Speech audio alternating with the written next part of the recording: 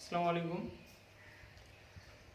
আজকে আমি ক্লাস 10-এর যে অংশীদারি কারবার নিয়ে আলোচনা করব। তো প্রথমে আমাদেরকে জানতে হবে অংশীদারি কারবারটা কি। তা আমরা বাংলা ভাষাতে বুঝতে পারছি যে অংশীদার মানে অনেকজন, ওটার সঙ্গে কি থাকবে, ইনভলভ থাকবে। তার মানে অংশীদারি কারবারটা এই টাইপের যে অংশীদারি কারবার করার জন্য কমপক্ষে দুজন ব্যক্তির প্রয়োজন।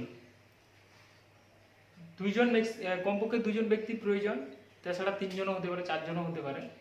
যেমন আমরা অনেকে দেখি যে বন্ধু বান্ধব অনেকেই ব্যবসা করে, 2-3জন মিলে বিভিন্ন ধরনের ব্যবসায় নিযুক্ত থাকে বা ব্যবসা করে।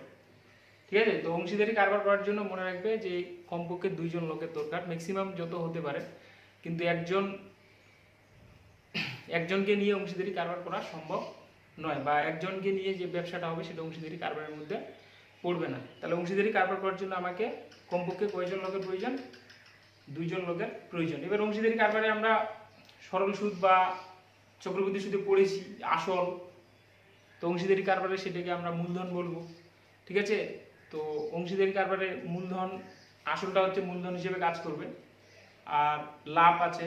ঠিক আছে, তো অংশীদারি কারবারে মূলধন জিনিসটা কি সেটা আমাকে জানতে হবে। অংশীদারি কারবারে মূলধন হলো যে ব্যবসায় 3জন যদি একসঙ্গে ব্যবসা করে, 3জনের যে টাকাটা দিবে সমান ভাগেও দিতে পারে, সমানভাবে দিতে পারে। আবার চুক্তি অনুযায়ী মনে করো কেউ 1 লাখ টাকা দিল, কেউ 50,000 টাকা দিল, কেউ মনে করো 2 লাখ টাকা দিল, এরকমও দিতে পারে। তো যে টাকাটা ওরা দিবে সেটা এক একজনের কি মূলধন। ঠিক আছে, যে টাকা দিয়ে ব্যবসায় নিযুক্ত হবে বা যে টাকাটা নিয়ে পার্সোনাল টাকাটা নিয়ে ব্যবসা চালু করবে, সেটাই হচ্ছে তাদের পার্সোনাল মূলধন। এইবার অংশীদারি কারবারে 2 ধরনের, সেটা আমাকে জানতে হবে। একটা হচ্ছে সরল অংশীদারি,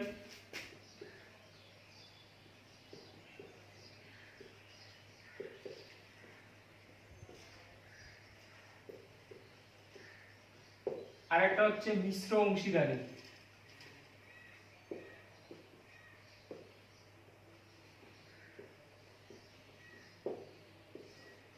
তো আমরা এই দুটো অংশীদারি কারবার নিয়ে আলোচনা করব। তো প্রথমে সরল অংশীদারি। আমি যেটা বললাম যে আমি 3 ব্যক্তির ক্ষেত্রে বলছি, 3টে ব্যক্তি বা 3 বন্ধু। তো তারা যে টাকাটা দিল সেটাই হচ্ছে মূলধন। এবার তাদের লাভ্যাংশ বন্টনটা কিভাবে করবে? তাদের লাভ্যাংশ বন্টনে 3টা নীতি হতে পারে, বা 3টে শর্ত বা আরো অন্যান্য শর্ত হতে পারে। যে তারা লাভ্যাংশটা সমান ভাগে ভাগ করে নিতে পারে, অথবা মূলধনের অনুপাতে ভাগ করে নিতে পারে, অথবা তাদের কোনো চুক্তি থাকতে পারে যে এক বন্ধু বা এক ব্যক্তি হয়তো কাজ করেছে, ব্যবসায় শ্রম দিয়েছে, সে তার জন্য কিছু টাকা, হয়তো লাভের কিছু টাকা ভাগ করে নিয়ে বাকি টাকাটা যেটা থাকবে সেটা হয়তো তারা মূলধনের অনুপাতে ভাগ করে নিতে পারে, এরকমও শর্ত হতে পারে। এছাড়া আরেকটা যেটা অংশীদারি কারবারে সাম্মানিক ভাতা হিসেবে যেটা কাজ করে, সেই জিনিসটা হলো মনে করো 3 বন্ধু মিলে একটা গাড়ি কিনেছে। তো 3 বন্ধু গাড়ি কেনার জন্য ওরা একটা পাবলিক বাস কিনেছে, সেটা কিনে ওরা হয়তো রোডে চলাচল করছে বাসটা নিয়ে, একজন হয়তো ড্রাইভার, একজন কন্ট্রাক্টর, বা 2জন কন্ট্রাক্টরের কাজ করছে। এবার তারা কাজের জন্য সে লাভের অর্ধেক টাকা বা লাভের 3/2 অংশ কি করবে, কাজের অনুপাতে ভাগ করে নেবে, বা 2:1 অনুপাতে ভাগ করে নেবে। তো এটা কি সাম্মানিক ভাতার মধ্যে পড়ে। তো তাদের মধ্যে যে 3 বন্ধু নিয়ে বা 2 বন্ধু যে ব্যবসা করবে, তাদের যে চুক্তিটা, তাদের মধ্যে যে পরামর্শের মাধ্যমে যে টাকাটা ভাগ করবে, সেটা হচ্ছে সাম্মানিক ভাতার মধ্যে পড়ে। এবার যেটা সরল অংশীদারিতে আমরা আসবো, সরল অংশীদারি কারবারটা কি? সরল অংশীদারিতে মনে করো 3জন ব্যক্তি বা 2জন ব্যক্তি বা 3জন বন্ধু একটা ব্যবসা শুরু করেছে। তো ব্যবসা শুরু করলো, বছরের প্রথমে শুরুতে ব্যবসা শুরু করলো, তারা মনে করে 1 লাখ, 1.5 লাখ, 2 লাখ টাকা দিয়ে ব্যবসা শুরু করলো। এবার তাদের হিসাবটা হবে বছরের, বা বছরের হতে পারে, 6 মাসেও হতে পারে, বা 2 বছরেরও হতে পারে। কিন্তু যে সময়টা হবে সেটা প্রত্যেকের জন্য কি হবে, সমান হবে। সমান বলতে কি, মনে করো আমি 1 লাখ টাকা দিয়েছি, আমার টাকাটা 1 বছরই খাটবে। আমার দ্বিতীয় বন্ধু 2 লাখ টাকা দিয়েছে, দ্বিতীয় বন্ধুর টাকাটাও 2 লাখ টাকা 2 বছর খাটবে। তৃতীয় বন্ধু যে টাকাটা দিয়েছে সেই টাকাটাও 2 বছর খাটবে। আমাদের যা হিসাবপত্র হবে 2 বছরের শেষে, 2 বছরের শেষে গিয়ে আমাদের লাভ যেটা দাঁড়াবে সেটার হিসাবপত্র হবে। তার মধ্যে আমাদের 2 বছরের মধ্যে কেউ কোনো টাকা ব্যবসা থেকে নিতে পারবে না, বা কেউ কোনো টাকা ব্যবসায় দিতে পারবে না। 1 বছরের ক্ষেত্রেও সেম সিস্টেম।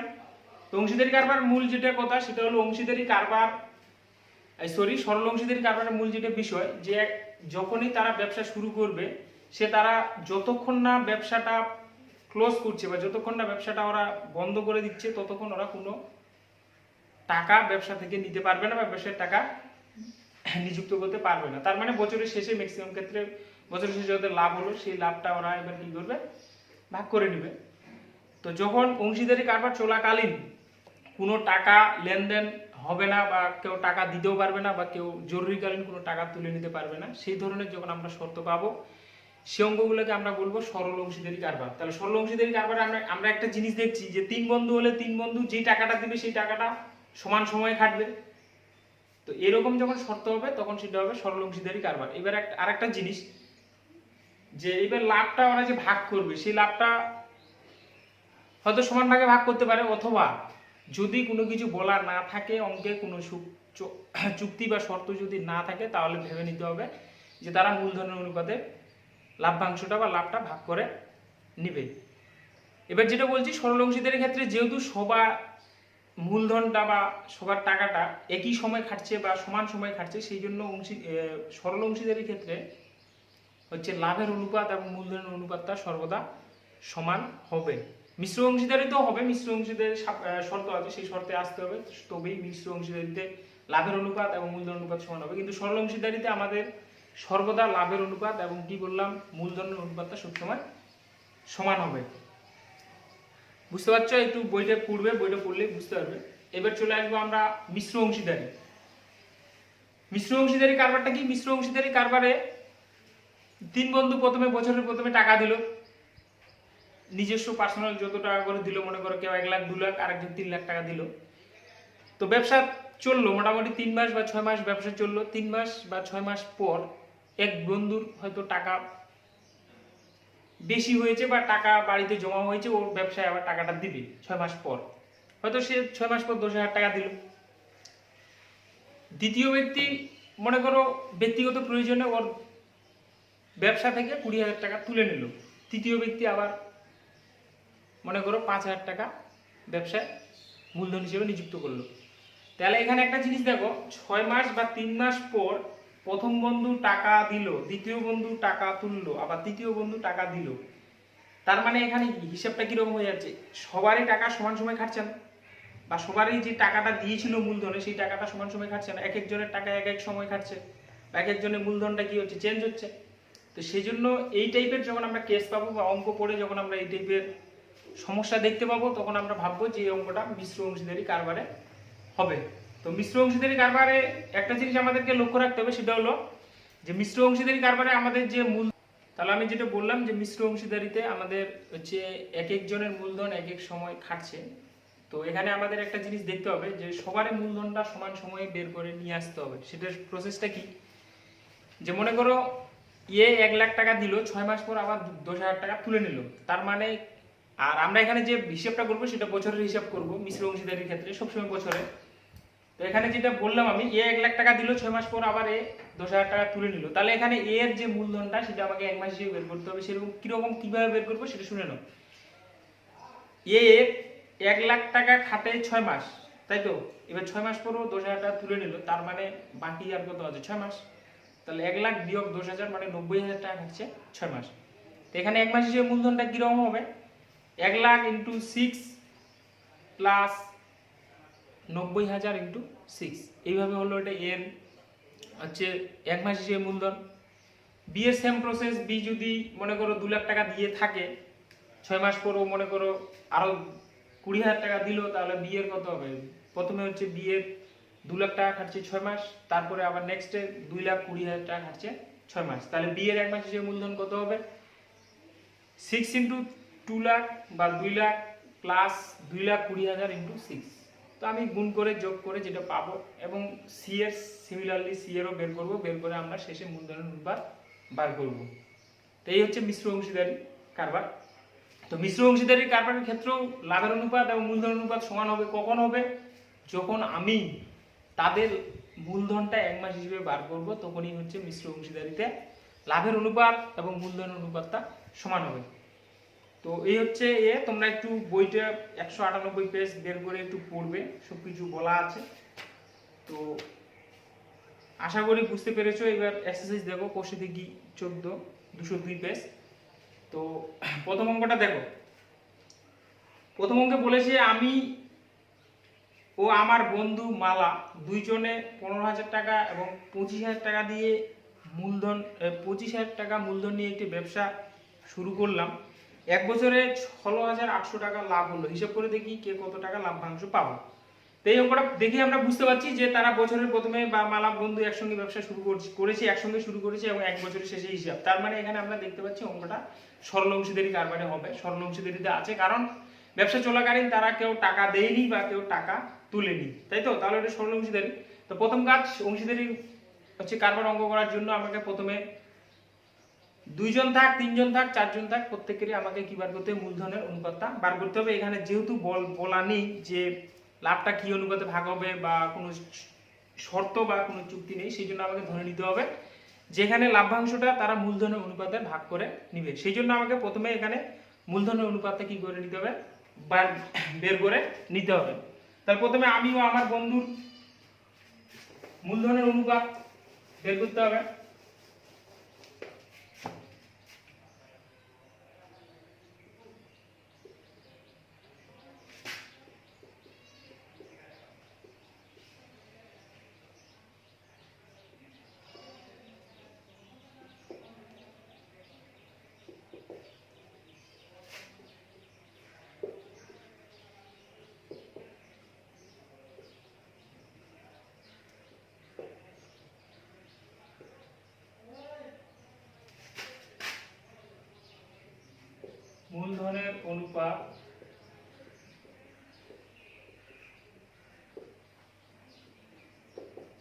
মূলধনের অনুপাত কত হবে? তাহলে 15,000:25,000।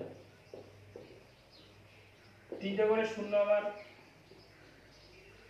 বাদ যাবে 5 দিয়ে 3:5। তাহলে এখানে আমি এবং আমার বন্ধুর মূলধন অনুপাত কত পেলাম? 3:5 পেলাম। তো আমরা আনুপাতিক ভাগার কথাটা জানি, ক্লাস 8 থেকে জেনে আসছি যে আনুপাতিক ভাগার বলতে আমার মূলধনের আনুপাতিক ভাগার কত হবে? 3/8 এবং আমার বন্ধুর মূলধনের আনুপাতিক ভাগার কত হবে? 5/8। তো এখানে তোমরা শুধু লিখতে পারো যে অনুপাত দুটি বা অনুপাতের পদ দুটির যোগফল ইকুয়াল টু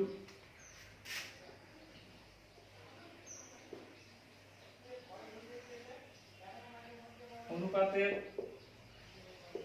পদ দুটির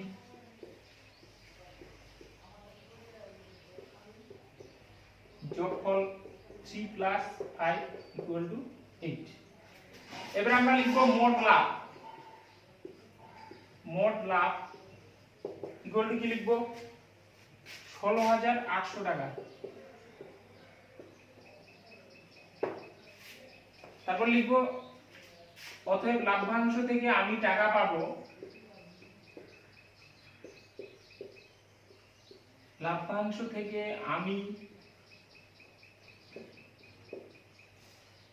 টাকা পাবো ইকুয়াল টু 3/8। অবশ্যই বুঝতে পারছো, কারণ আমার মূলধনের অনুপাত কত আছে? 3 আছে। 3/8 ইনটু 16,800। 8 2 16, 8 1 6,300 টাকা। সেম প্রসেসে লাভ্যাংশ থেকে আমার বন্ধু টাকা পাবে। লাভ্যাংশ থেকে আমার বন্ধু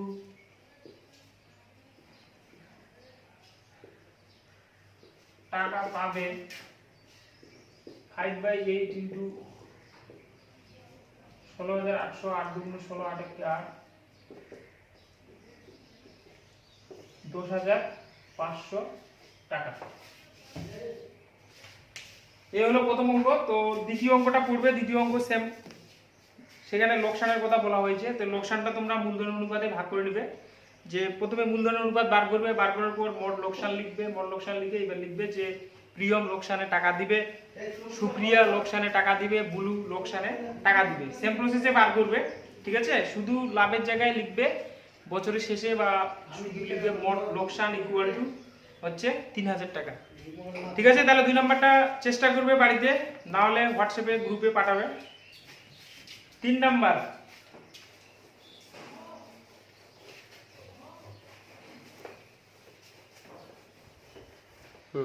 নেক্সট এবার আমরা করব 3 নাম্বার অঙ্কটা, দেখে নাও একটু, বা তোমরা বই খুলে অবশ্যই পড়ো 3 নাম্বার অঙ্কটা। শোভা ও মাসুদ দুজনে মিলে 2,50,000 টাকায় একটি গাড়ি কিনে 2,62,500 টাকায় বিক্রি করলেন।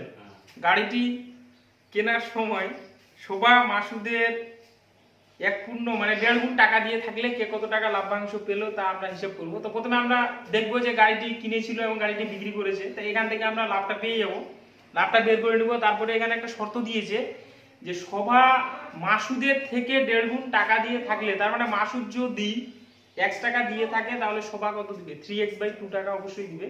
তো এখানে আমরা প্রথমে লাভটা বের করে নেব। গাড়িটির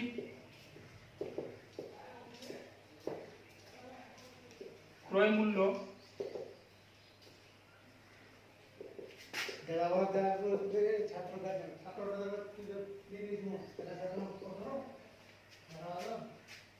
$2,50,000 টাকা, গাড়িটির বিক্রয় মূল্য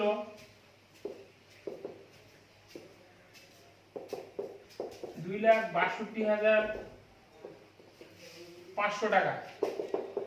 অতএব লাভ ইকুয়াল টু লিখবে 2,62,500 বিয়োগ 2,50,000 টাকা ইকুয়াল টু লিখবে 12,500 টাকা। এই লাভটা আমরা প্রথমে বের করে নিব। তারপরে যে শর্তটা বললাম, শোভা মাসুদের থেকে 1.5 গুণ টাকা দিয়ে থাকলে, তাহলে আমরা অবশ্যই লিখবো যে ধরি মাসুদ টাকা দিয়েছিল কত, x টাকা,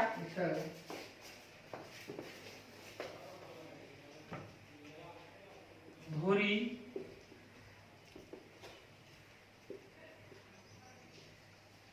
মাসুদ টাকা দিয়েছিল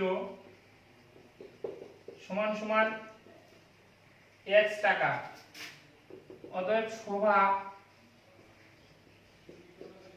টাকা দিয়েছিল x ইন্টু 1 পূর্ণ 1/2 x into 3/2 equal to 3x/2 টাকা। এবার আমরা কি করব, শোভা এবং মাসুদের মূলধনের অনুপাত বার করব এবার।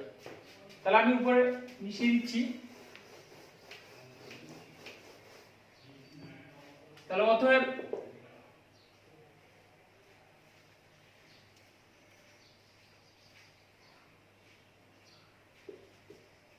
শোভা ও মাসুদের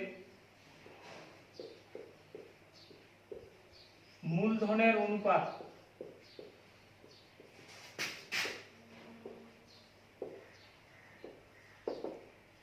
3x/2:x।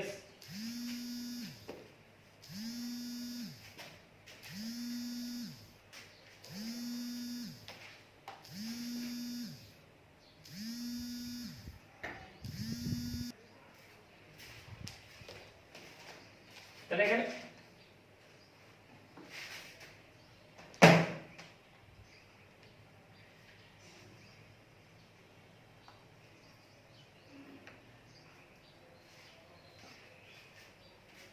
সিমিলার x আছে, তাহলে 3/2:1 ইকুয়াল টু 3:2। তাহলে আনুপাতিক বা অনুপাতের পদ্ধতির যোগফল কত হবে, 5 হবে অবশ্যই, ঠিক আছে। এটা তোমরা লিখতে পারো বা লিখবে।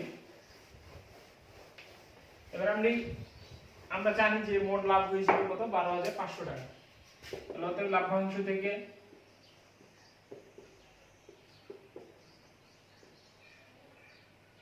শোভা টাকা পাবে 3/5 ইন্টু 12,500।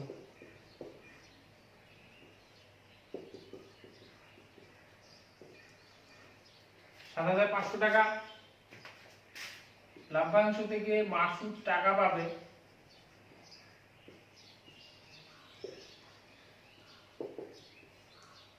2/5 ইন্টু 12,500, 5×25 125, 225, তাহলে কত হলো 5,000 টাকা। এ হলো 3 নাম্বার সেম, তারপরে 4 number 5 number 6 number 7 number 8 number পরপর সিমিলারলি একই টাইপের সরল অংশীদারি কারবার টাইপ অঙ্ক। তো তোমরা 9 নাম্বার অঙ্কটা দেখো, এটা একটা মিশ্র অংশীদারি করে দিচ্ছি, তারপরে বাকিগুলো বাড়িতে চেষ্টা করবে। তো 9 নাম্বার অঙ্কটা ভালো করে পড়বে।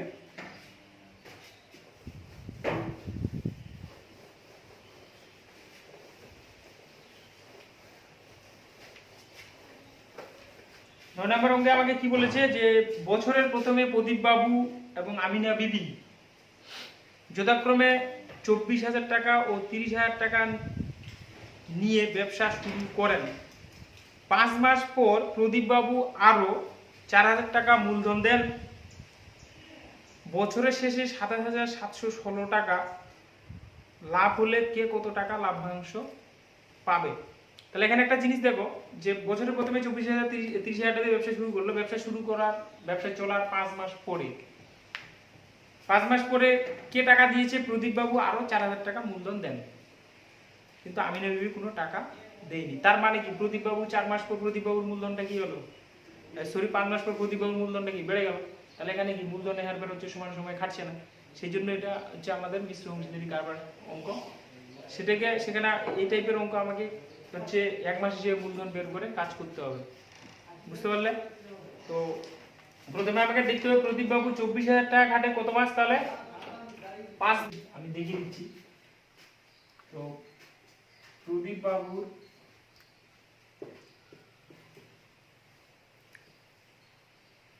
এক মাস হিসাবে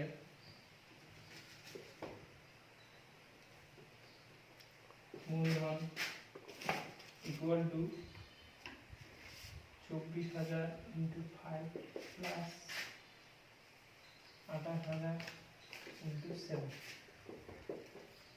5,120 প্লাস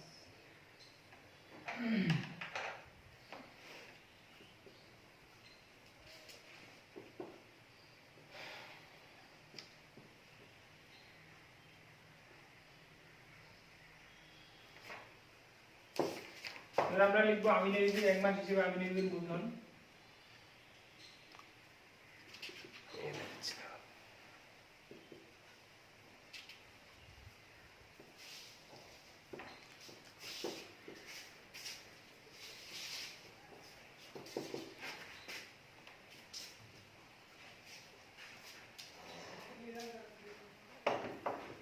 $30,000 ইন্টু 12, 3,60,000 টাকা। এবার আমরা মূলধনের অনুপাতটা বের করে নেব।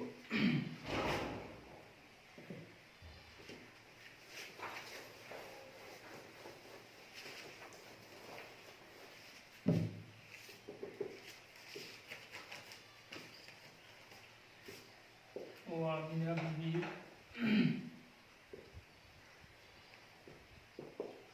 মূলধনের অনুপাত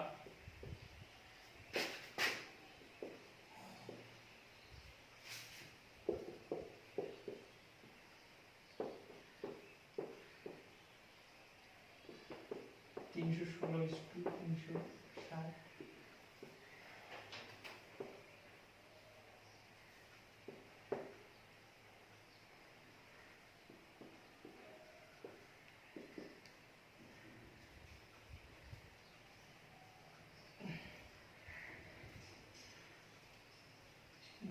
কে 2 5 গুণ 10 আর 2 16, আবার 2 দিয়ে করলে 7 গুণ 14 90। তাহলে আমরা অনুপাত দুটির হচ্ছে অনুপাতের পদ্ধতির যোগফল, তাহলে আমার 79 প্লাস 90 169 হবে। এবার আমরা মোট লাভ লিখব। মোট লাভ ইকুয়াল টু 27,716 টাকা। অতএব লাভ্যাংশ থেকে প্রদীপ বাবু টাকা পাবে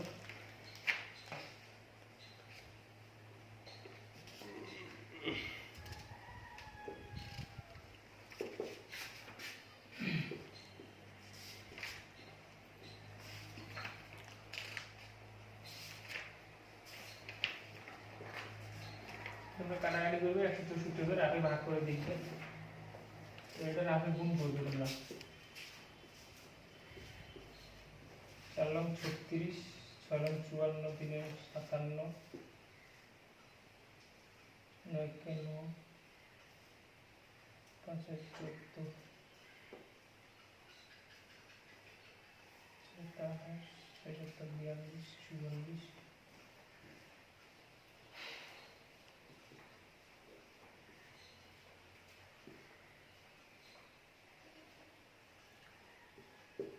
12,956 টাকা। সেম প্রসেসে আমি নেবে লাভ্যাংশটা তোমরা বের করে নেবে। তো এই হচ্ছে এটা মিশ্র অংশীদারি কারবারের অঙ্ক। তো তোমরা এইভাবে অঙ্কগুলো করবে। যেগুলো অঙ্ক সমস্যা হবে অবশ্যই হোয়াটসঅ্যাপে জানাবে বা হোয়াটসঅ্যাপে তুলে পাঠাবে যে স্যার আমরা এই অঙ্কটা পাচ্ছি না, আমরা চেষ্টা করবো করে দেওয়ার। ঠিক আছে, আজকে এই পর্যন্ত। আসসালামু আলাইকুম।